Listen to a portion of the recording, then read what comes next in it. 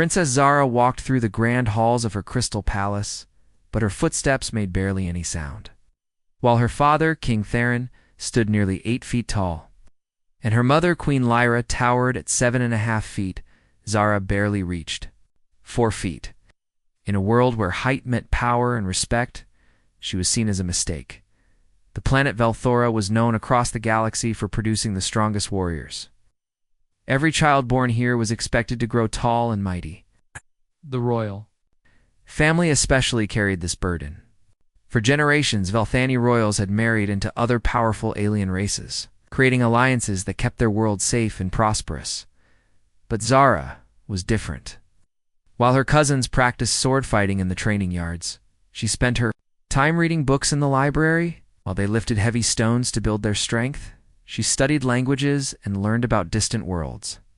The other royal children whispered behind her back, calling her the tiny princess and the mistake of the bloodline.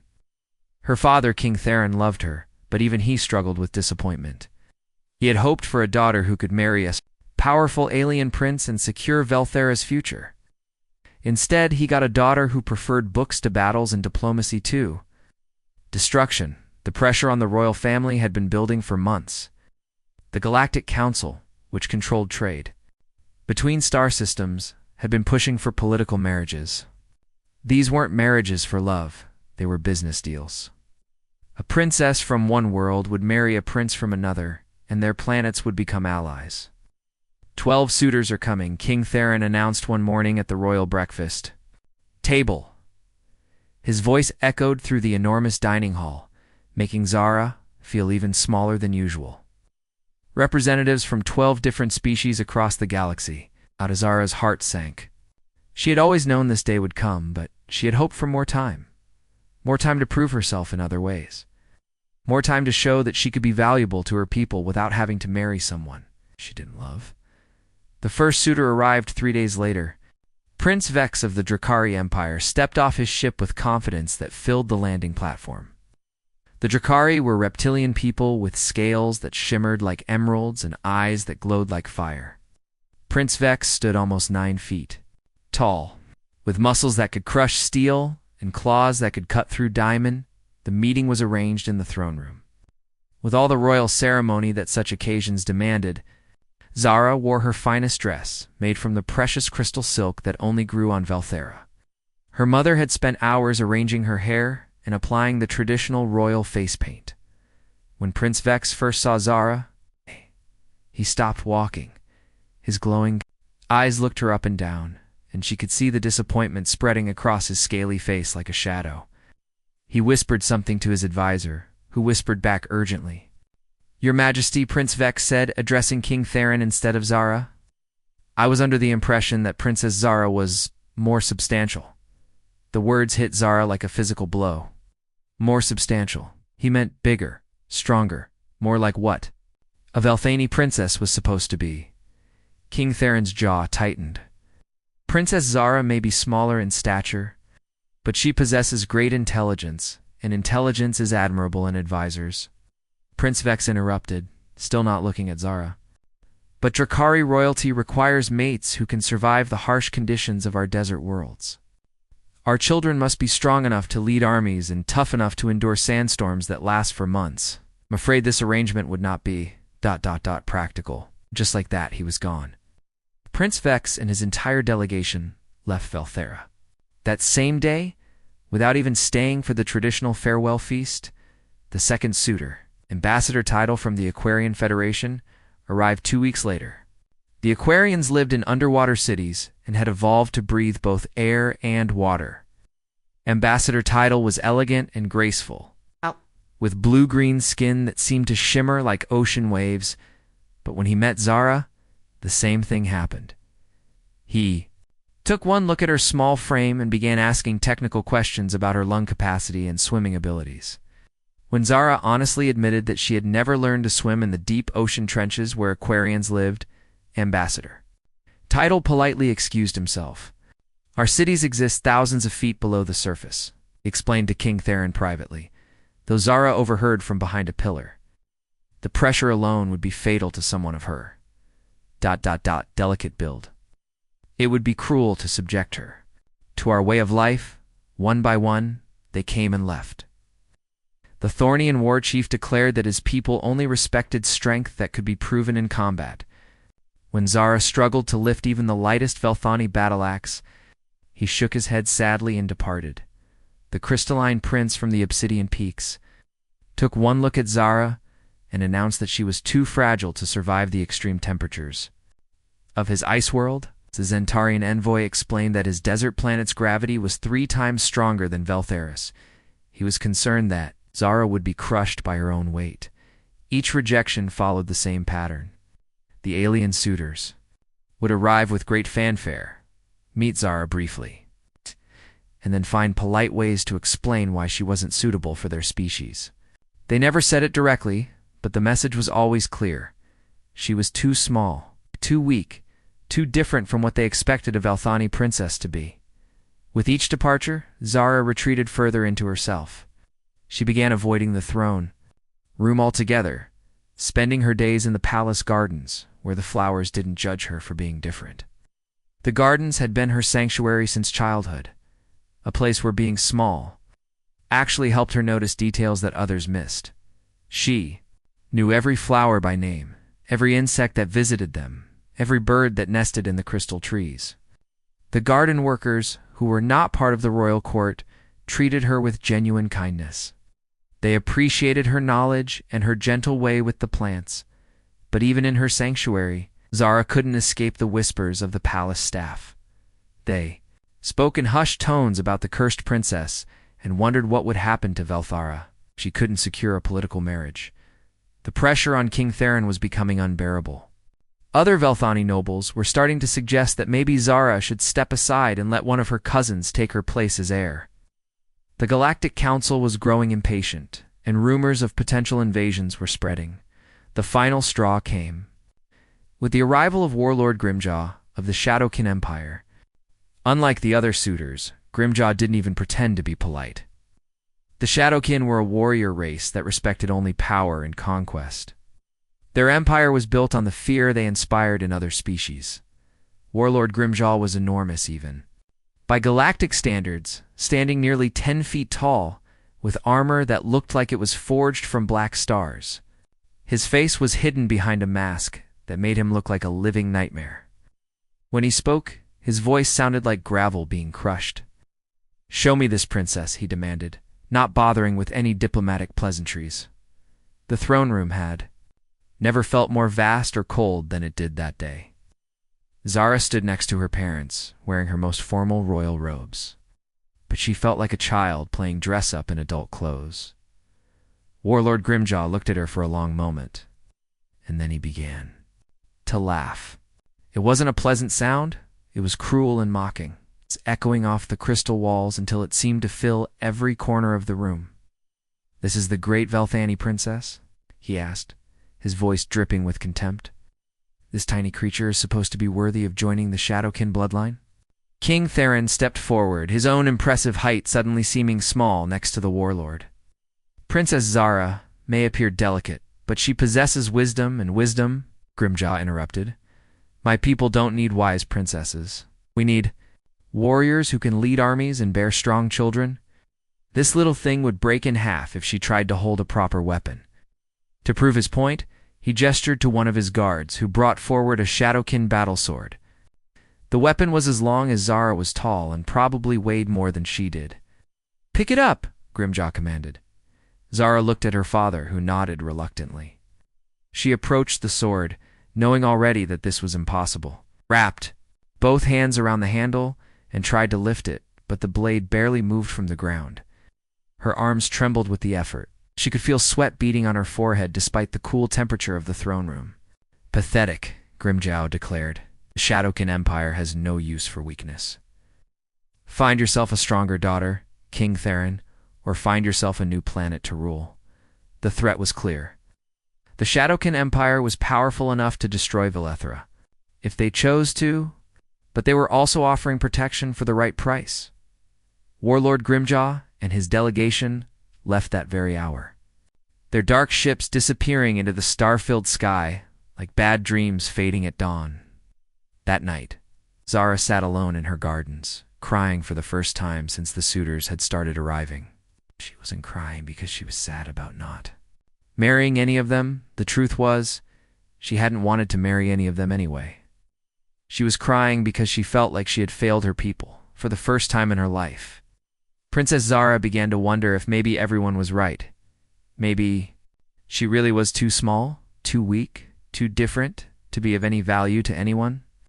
Maybe she was just the unwanted princess. 3 months after the last suitor left, something unexpected happened on Valthera. A small ship appeared in the sky, but it wasn't like any vessel the galaxy had seen before. Instead of the sleek, crystal-powered ships that most species used, this one looked almost primitive, was made of metal, and moved slower than anything in the galactic fleet. The ship carried a message that surprised everyone. Earth requests permission to land for diplomatic talks. Earth, most species in the galaxy had barely heard of it. It was a small blue planet on the outer edges of known space, inhabited by creatures called humans. They hadn't even figured out how to travel between stars on their own yet. The only reason they were here now was because a friendly alien race had given them the technology. King Theron was puzzled. Why would such a primitive species want to meet with Valthera?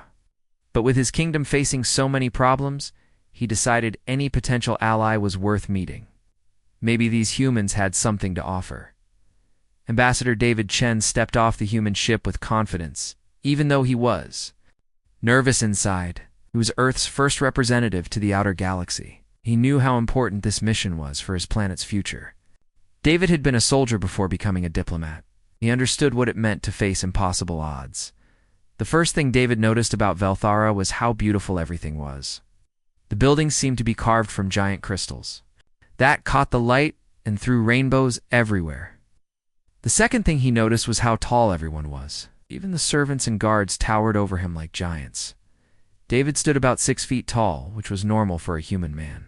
On Valthera, he felt like a child among adults. The Velthani people stared at him curiously as he walked through the palace. Some whispered to each other, probably wondering what this small alien was doing in their grand halls. The welcome ceremony was held in the same throne room where Princess Zara had faced all her rejections. David stood before King Theron and Queen Lyra, trying not to feel intimidated by their massive size.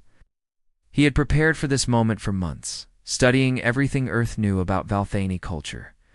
"Your Majesty," David said, bowing in the traditional Valthani manner, "I come representing the planet Earth and all humanity.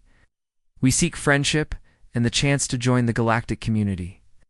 King Theron looked down at this small human with interest. "Tell me, Ambassador David, what can your primitive world possibly offer the galaxy?" David had expected this question. He knew humans were seen as backwards and weak compared to other species. "Your Majesty, humans may not be the strongest or the most advanced, but we have something valuable we never give up. When faced with impossible challenges, we find ways to survive and grow stronger." After the formal ceremony, there was a grand feast. The dining hall was filled with Velthani, nobles each trying to impress their king and show their importance. David sat at a table with other minor dignitaries, feeling out of place among all the giants. That's when he noticed her in a corner of the vast dining hall sat a small figure that everyone else seemed to be ignoring. She was reading a book while picking at her food, clearly not enjoying the loud celebration around her. What caught David's attention wasn't just her size, though she was much smaller than the other Velthani, but the sadness in her eyes. David had seen that look before. During his military days, he had counseled soldiers who felt like they didn't belong. This person, whoever she was, had that same expression of someone who felt invisible in a crowded room, without thinking about protocol or proper diplomatic behavior. David got up from his assigned table and walked over to her. "Excuse me," he said politely. "Would you mind if I sat here? It's pretty loud over there, and you seem to have found the quietest spot in the room." The small Velthani woman looked up in surprise. Her eyes widened when she realized who was talking to her. "You're the human ambassador," she said softly. "Guilty as charged," David smiled. "I'm David, and you are?" "Princess Zara," she replied, then quickly looked down at her book as if she had said something wrong. David's eyes widened. This was King Theron's daughter? The princess he had heard whispers about? He had been told that the royal family had a daughter, but no one had mentioned anything specific about her. "It's an honor to meet you, Princess," David said, sitting down across from her. "What are you reading?" Zara looked surprised that he was asking about her book instead of commenting on her size or making excuses to leave. She held up the cover shyly. "It's about the trade languages used in the Outer Rim territories. I like learning how different species communicate." "That's fascinating," David said, and he meant it. "I had to learn basic Velthani for this trip, but I'm terrible at it. Your people's language has so many subtle meanings that depend on tone."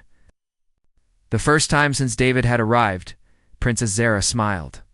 "Most people don't notice that. I think Velthani is just about sounding strong and commanding. But there are actually 17 different ways to say hello depending on your relationship with the person and the time of day." 17 ways? David laughed. "No wonder I've been confusing people. Probably been greeting everyone like they're my old army buddies." Zara's smile grew wider. "You have been, actually, but it's not offensive, just very ... informal." Talked for the rest of the evening. David found himself genuinely interested in everything Zara had to say.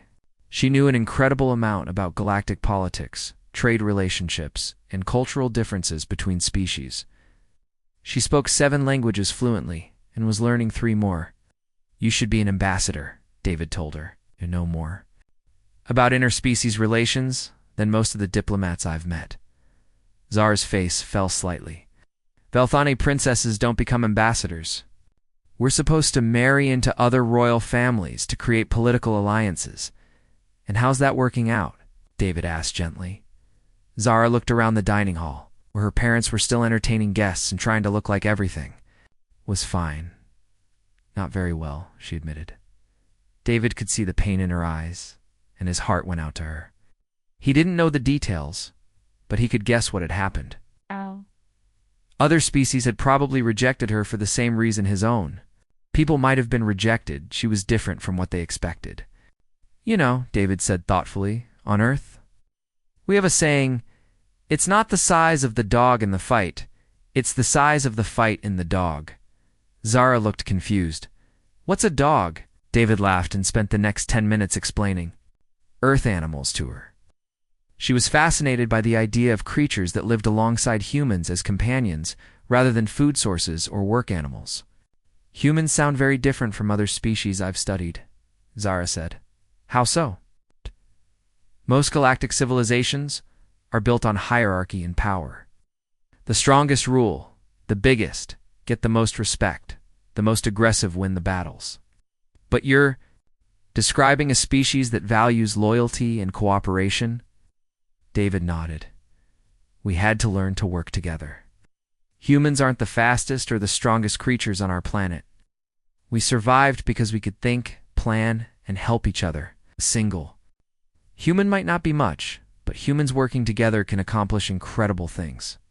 As the evening wound down, other guests began leaving the dining hall.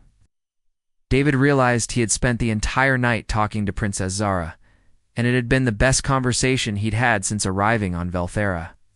"Princess," he said as he stood to leave, "would it be possible for us to talk again? I'm going to be here for several weeks working on trade agreements. I'd love to learn more about galactic culture from someone who actually understands it." Zara looked around nervously, as if she was afraid someone might overhear. "I don't know if that would be appropriate. I'm not involved in diplomatic matters." "Maybe not officially," David said, "but you're the smartest person I've met on this planet.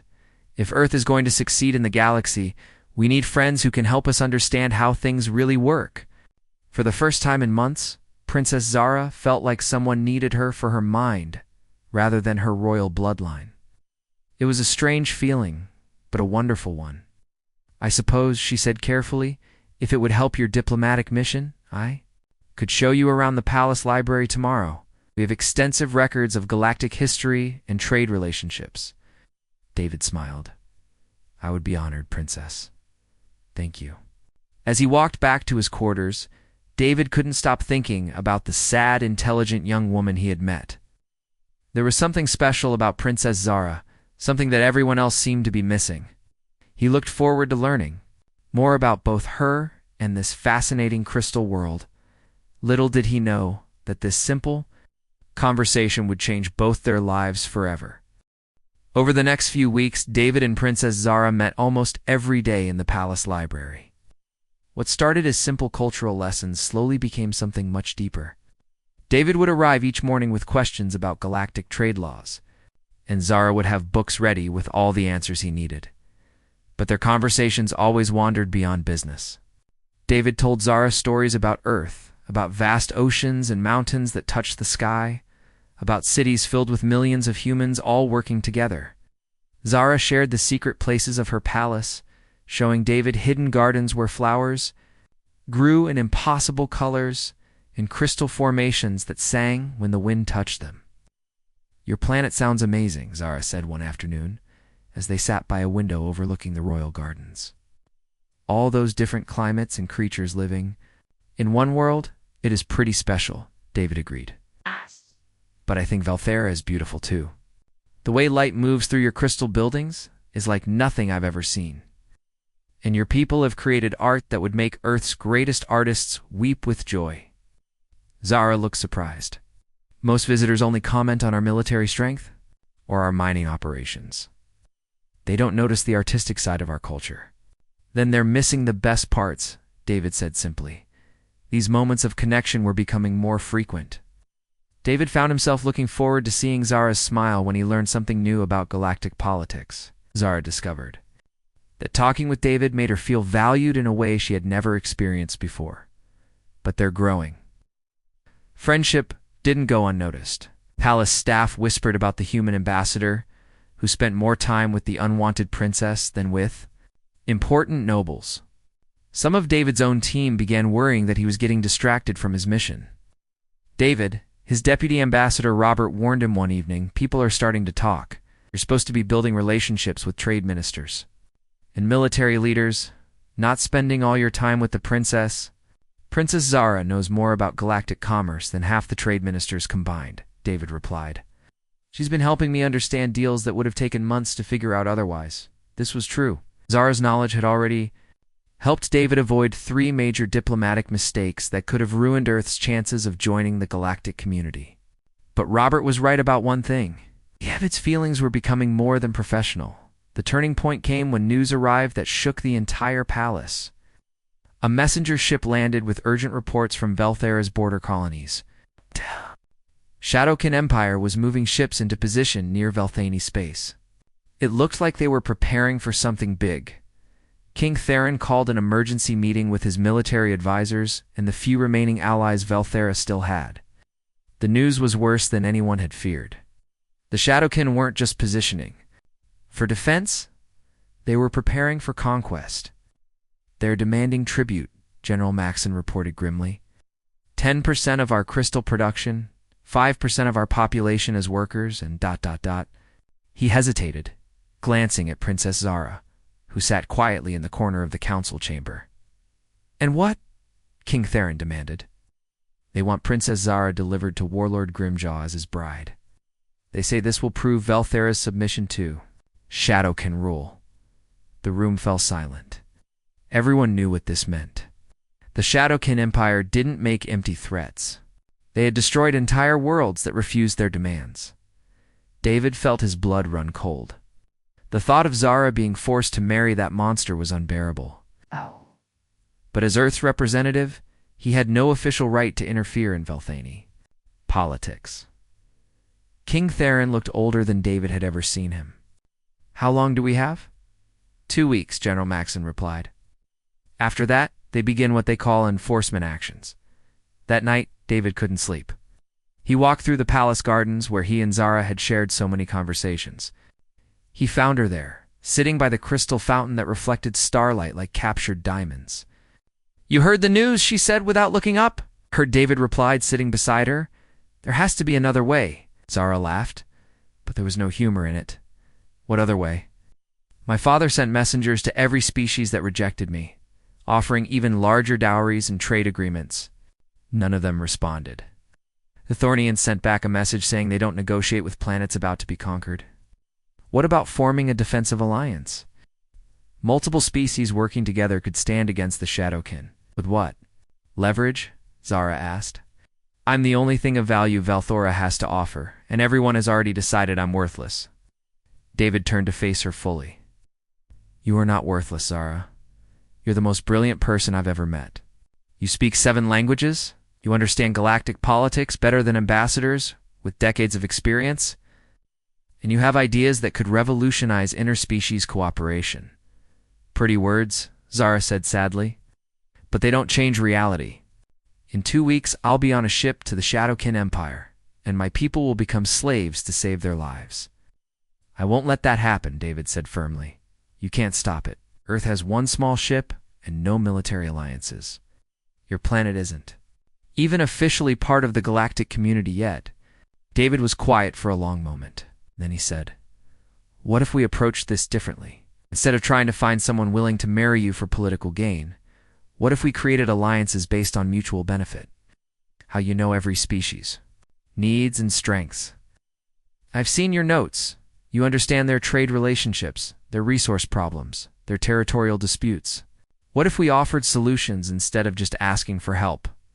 Zara looked interested despite herself. What kind of solutions?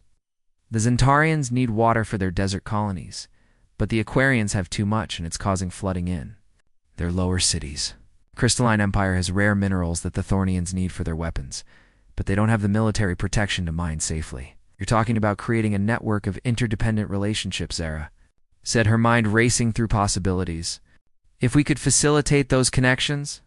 Exactly. Instead of each species standing alone, they'd have reasons to protect each other. And Earth could be the neutral party that helps coordinate everything.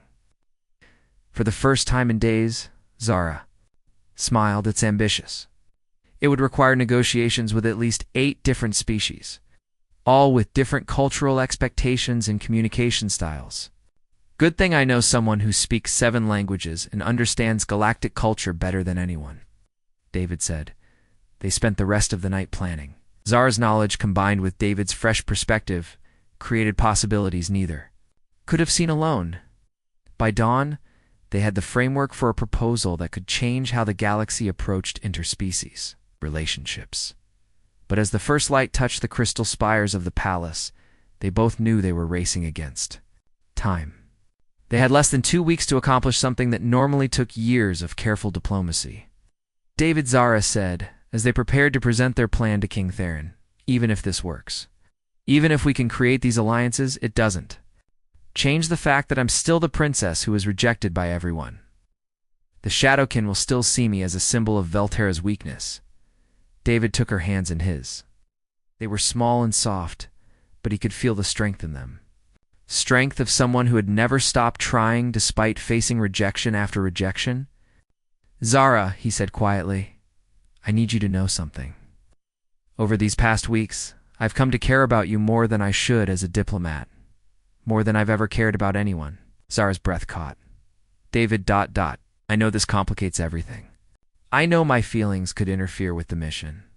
But I can't let you sacrifice yourself to the Shadowkin without telling you that you're not unwanted. Not by me. For a moment, they stood there in the garden as the Crystal Palace came alive. With the sounds of another day beginning, 2 people from different worlds facing impossible odds but no longer facing them alone. We should go, Zara said finally. We have work to do. But as they walked back toward the palace, David noticed that Zara didn't let go of his hand. For the first time since the Shadowkin threat had arrived, he felt a spark of hope. They had a plan. They had each other. And sometimes that was enough to change the course of history. The next morning brought terrible news. Before David and Zara could even present their alliance plan to King Theron, emergency sirens began wailing across the Crystal City. Shadowkin warships had attacked 3 outer colonies during the night, destroying mining facilities and capturing hundreds of Velthani workers. They moved faster than we expected, General Maxon reported to the emergency council meeting. The attacks were coordinated and brutal. They're sending us a message. Submit now or face total destruction. King Theron looked like he had aged 10 years overnight. The weight of his people's survival pressed down on his massive shoulders. How long before they reached the capital? If they maintained their current pace, 5 days at most, the general replied grimly. David felt his heart racing. Their careful diplomatic plan had been built around having 2 weeks to negotiate. Now they had less than a week, and the galaxy was watching Velthora burn. But Zara surprised everyone by standing up calmly. "Father, we need to send immediate messages to the Zentarian Council, the Aquarian Federation, and the Crystalline Alliance. Not asking for military help, offering them the trade partnerships David and I discussed."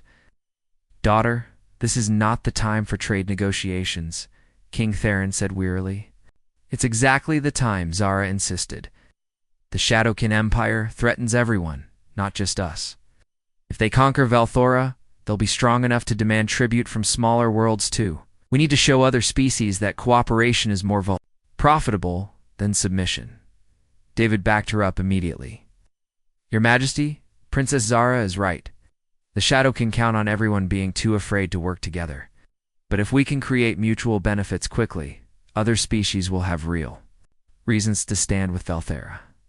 Over the next 3 days, something amazing happened. Working almost without sleep, David and Zara sent carefully crafted messages across the galaxy. Instead of desperate pleas for help, they offered genuine solutions to problems each species had been struggling with for years. The Zentarians had been facing water shortages that threatened their desert colonies. Zara's proposal connected them with the Aquarians, who had been dealing with devastating floods. A water-sharing agreement could save both worlds.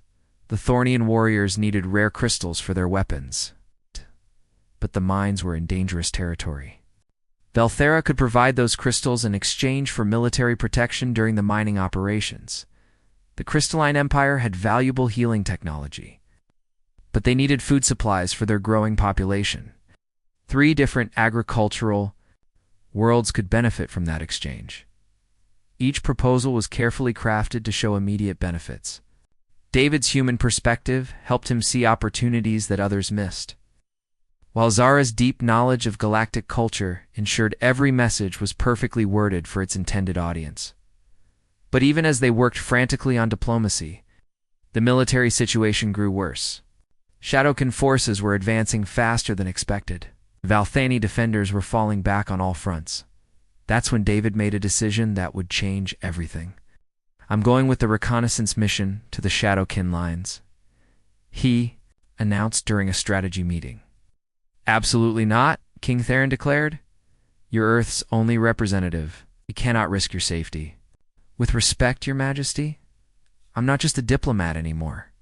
I was a soldier before I became an ambassador, and your people need every advantage they can get. I know human military tactics that might help." General Maxon looked interested. "Kind of tactics? Guerrilla warfare?" "Humans learn to fight enemies much stronger than ourselves. We can't match the Shadowkin in direct combat, but we can make their advance so costly that they'll reconsider their invasion." The mission was supposed to be simple reconnaissance, get close enough to count enemy ships and identify their weak points. David joined a team of Velthani scouts, bringing human knowledge of stealth and survival techniques. But the mission went wrong from the start. Shadowkin patrols had been expecting scouts. They had set a trap, and David's team walked right into it.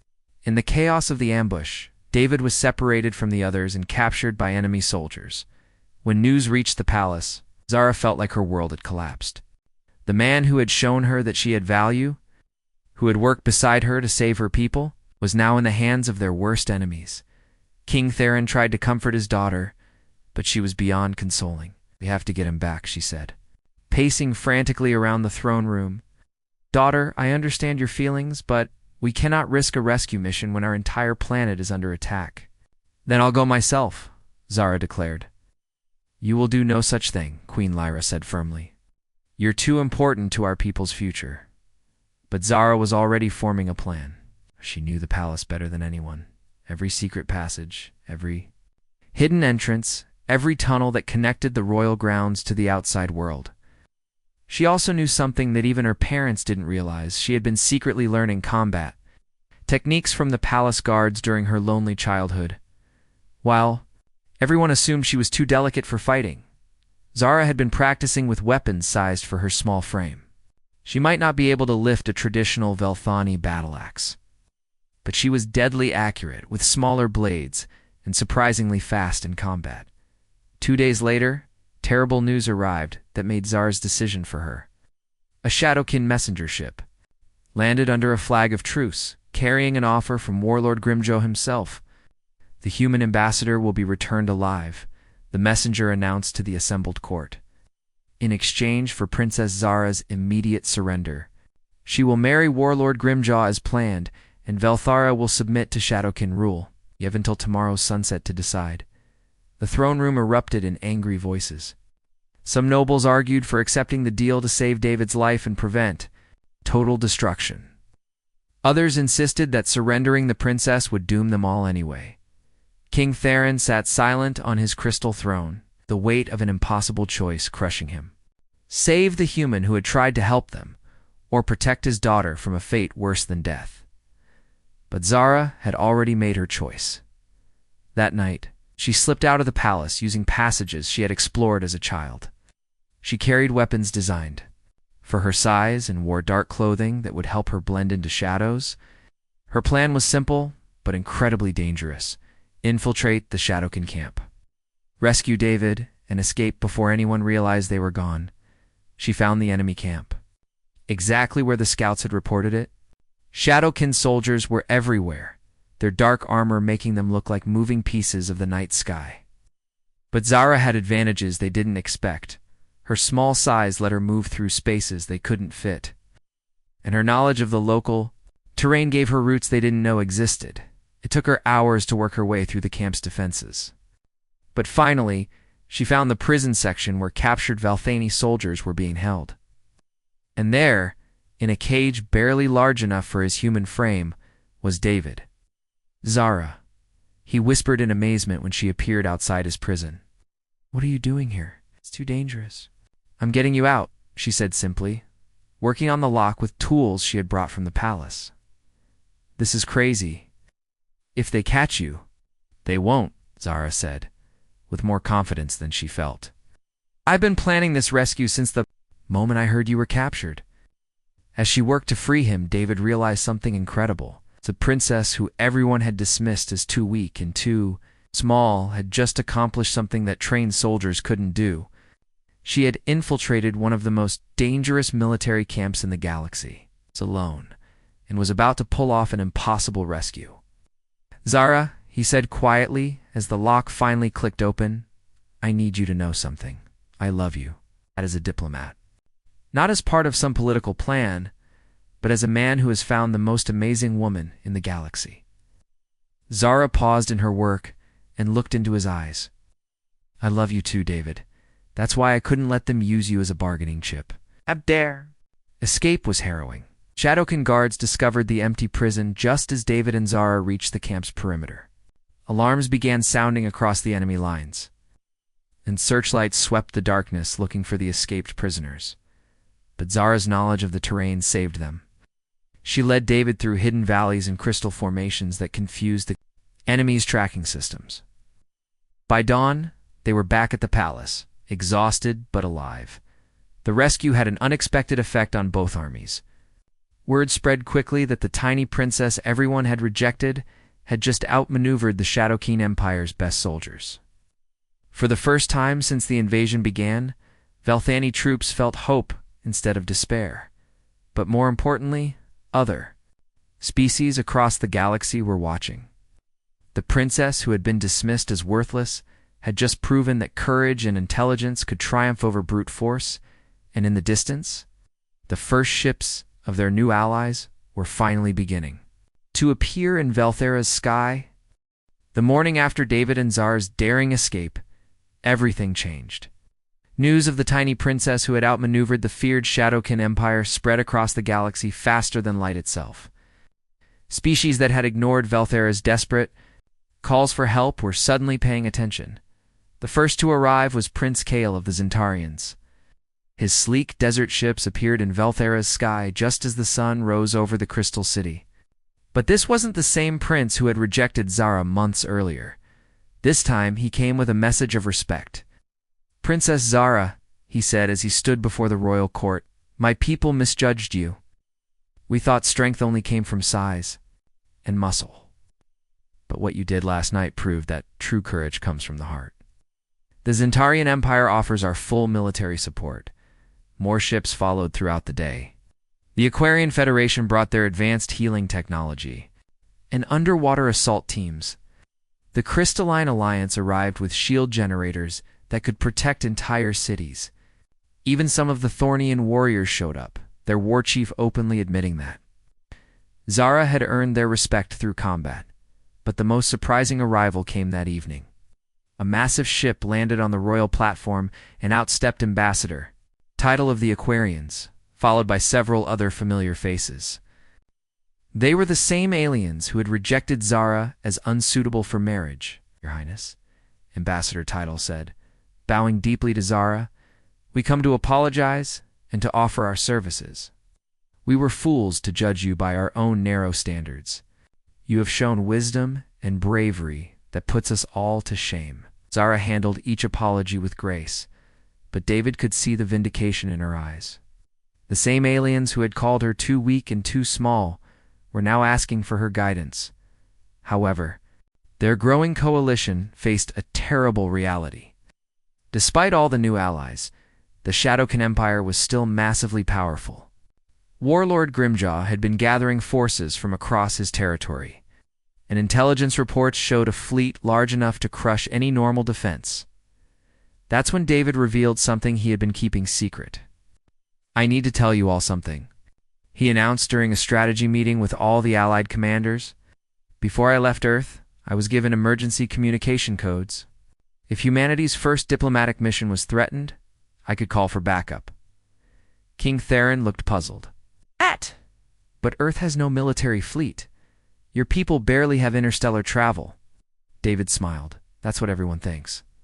But humans have been preparing for this moment for longer than anyone realizes. We knew that joining the galactic community would be dangerous, so we've been building ships in secret with help from our first alien friends." He activated a small device that had been hidden in his diplomatic equipment. Within minutes, a response came back from Earth. Help was already on the way.